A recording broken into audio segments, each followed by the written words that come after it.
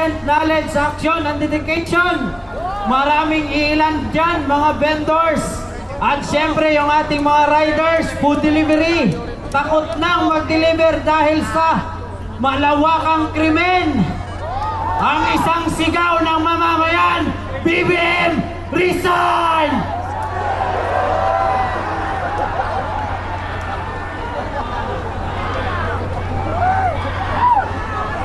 Lahat ng mga mamamayan takot na dahil sa kalat-kalat na korupsyon. Hindi lang korupsyon, ang krimen kaliwat kanan. Hindi na safe ang Pilipinas. Ibababa ko lang yung helmet ko kasi kasing bigat na ng maletang ninakaw nila. Sawa na ang mamamayan. Kailangan namin ng hustisya. Hustisya sa mga matatanda at mga kabataan na ninakawan. Hustisya! Hustisya! Hustisya! Hustisya! Hindi lang pera ng bayan ninakaw, pati na ang ating kaligtasan. Pati na ang pondo ng PhilHealth. Kung magkasakit ang kapwa natin Pilipino, saan tayo tutungo? Masaya sila dahil nasa marangyang pamumuhay sila. Kay ganda ng tahanan nila, gawa sa pondo ng pera ng bayan. Mamamayang Pilipino, kabataan, matatanda, SK, sinaunang kabataan, SK, henerasyon ng kabataan, tayo na tumindig, makiisa, makilahok sa pagtitipong ito sa entabladong kaisa ng United People's Initiative. Nandito tayo para ipakita ang sigaw, upakan natin ang korupsyon. Upakan! Upakan! Upakan!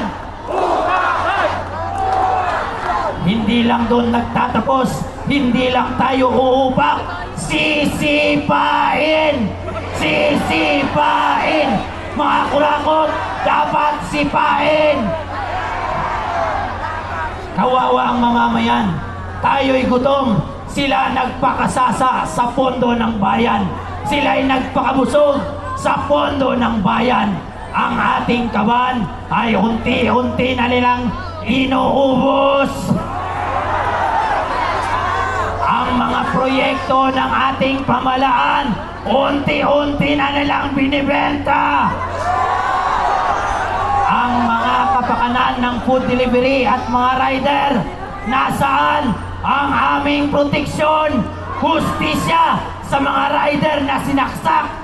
Isisigaw natin dito sa mga magnanakaw. Ngayong darating na July 21, mag 25 years old na po ang inyong lingkod, Nel G. de la Cruz Matunding, mula pa sa Bukidnon, nagbisikleta, iniikot ang buong Pilipinas. Ngayon, isisigaw ko, BBM, resign!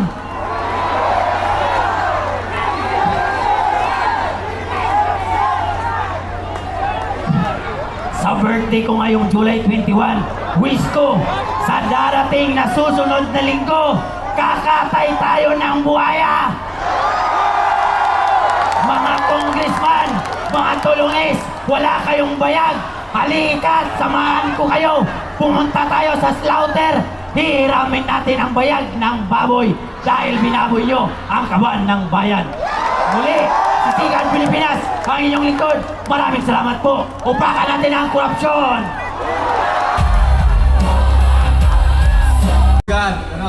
Maraming salamat at naririto kayong lahat. Alam nyo, pinapanood namin kanina doon sa telepono, sa video, yung itsura ninyo. Alam niyo bang umabot na kayo hanggang doon sa may LRT?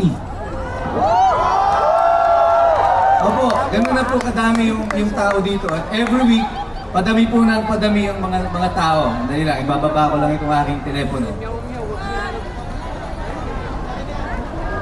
Wala kasi akong videographer, kaya ako lang.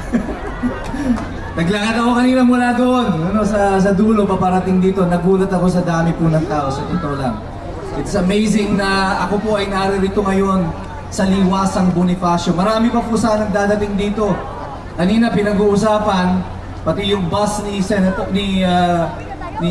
Governor Chavit Singson na dapat dadalo dito para magdala ng pagkain, ay hinuli daw po dito sa May Quiapo.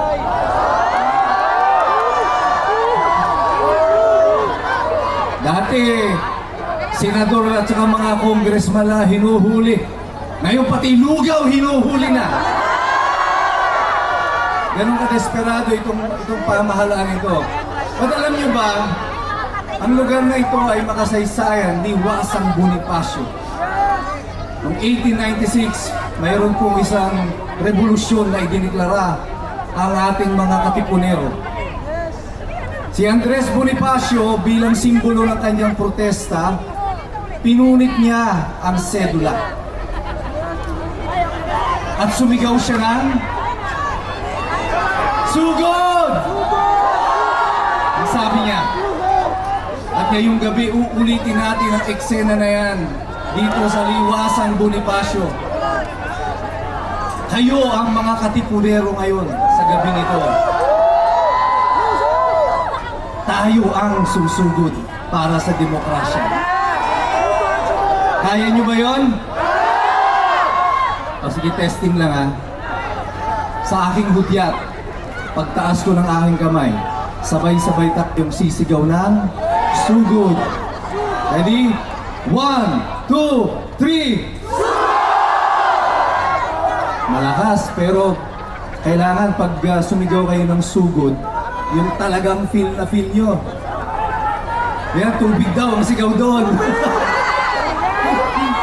Kaya pag sumigaw tayong lahat ng sugod, kailangan yung pakiramdam nyo, yung mga misis natin dito, di ba? Pag nahuli nyo yung mister ninyo, na may ka-chat doon sa cellphone, di ba?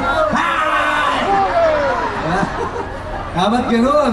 Parang nakita nyo yung kapitbahay ninyo na 3 taon na yung inutang sa inyo. Nagtago, tapos nasa lubong nyo sa kanto. Sugod! Diba? Kaya ba natin gawin yun? Muli, sa aking hudyat. 1, 2, 3! BBM! Pakinggan mo ang tinig ng Liwasang Bonifacio. Damdamin ng mga Pilipinong nagpupuyos sa galit sa iyong ginawa sa kanilang dating presidente. Dinala mo sa Hague, sa isang kulungan sa malayong bansa dahil sa ayaw niyong manatili siya dito sa aming lupa. At ngayong gabi, pakinggan niyo ang sigaw ng sambayanang Pilipino. Sabay-sabay, sumisigaw! Malacanang, makinig ka! Ito ang tinig ng bayang iyong inapi. Ang aming mga leader iyong isa-isang pinakukulong. Si Senator Marcoleta, si Jinggoy Estrada, si Mike Defensor, si Chavit Singson, sila Odi Munggao, sila Orly Gutesa. Hanggang ngayon nawawala pa ang 18 mga ex-marines na inyong mga patuloy na ginagapi at ginigipit. Naririto sila ngayon sa spirito, bagamat ang kanilang pisikal na katawan na hindi namin kasama. Maaari niyong ikulong ang aming mga katawan, pero kailan hindi niyo makukuha ang aming mga puso, sapagkat ang Liwasang Bonifacio sumisigaw sabay-sabay!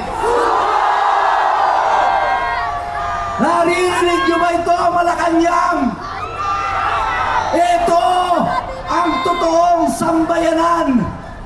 Ito ang puso ng Pilipino. Ang nais namin isang matuwid na pamahalaan. Hindi namin kailangan ng ayuda. Ang kailangan namin pamahalaang hindi nagnanakaw. Ito ang deserve naming mga mamamayan. Hindi namin kailangan ng AIX. Hindi kailangan niyang tupad. Hindi namin kailangan na ang 8 kilong bigas na ninakaw ninyo, yung 2 kilo na dating 10 naging 8.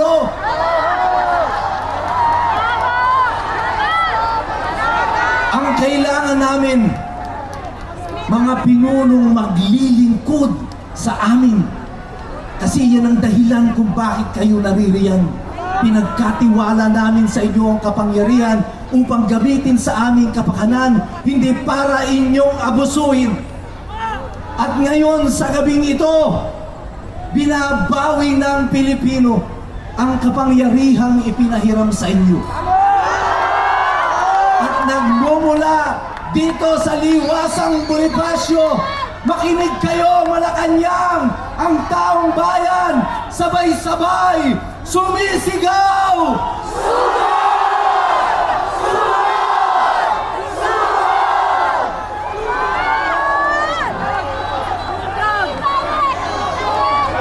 Ang sigaw ng liwasang Bonifacio, Marcos resign! Marcos resign! Marcos resign! Marcos resign! Marcos resign! Marcos resign! At gabi-gabi, iyan ang madidinig ninyo sa inyong mga tainga. Isang paalaala, ang liwasang Bonifacio sa gabing ito ay paalaala sa mga nag-aabuso ng kapangyarihan. Ang kapangyarihang hawak ninyo ay hindi inyo. Ito ay kapangyarihang ipinahiram namin sa inyo. At eto ngayon ang mga tao na mga pinagnanakawan ninyo. Kami ngayon ay tumatayo, nagre-reklamo. Lahat kami ngayon naandirito, hindi lang para sa aming mga sarili. Ako'y naririto hindi para sa sarili ko. Wala po akong personal na magiging kapakinabangan dito. Higit sa lahat ako'y naririto bilang isang ama. Ayaw kong ang aking mga anak ay mabuhay sa isang lipunan kagaya nito na naghahari ang mga magnanakaw. Wala tayong pagkakataon sa disenteng buhay. Yung mga adik naglipa na sa kung saan, pati mga rider natin biktima ng pangtitrip lang. Ayaw ko ng buhay na ganito para sa aking mga anak.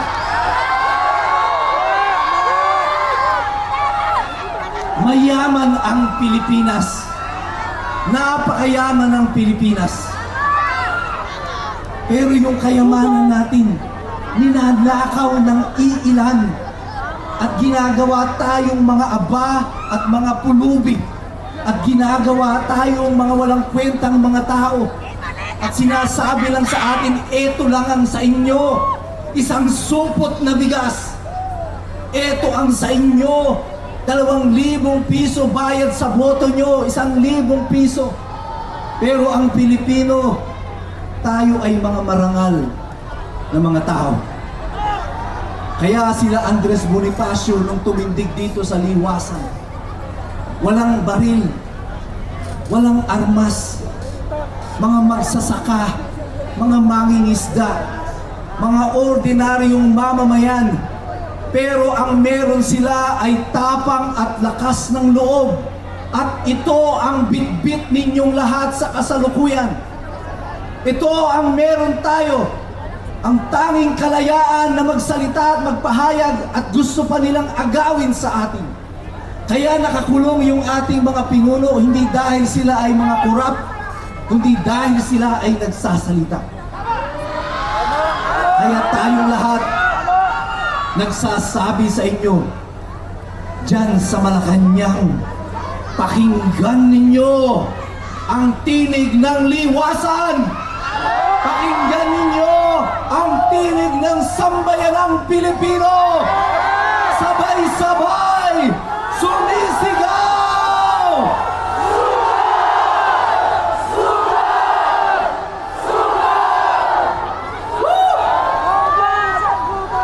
Yung nangyari sa EDSA nung mga nakaraang linggo, practice pa lang yun.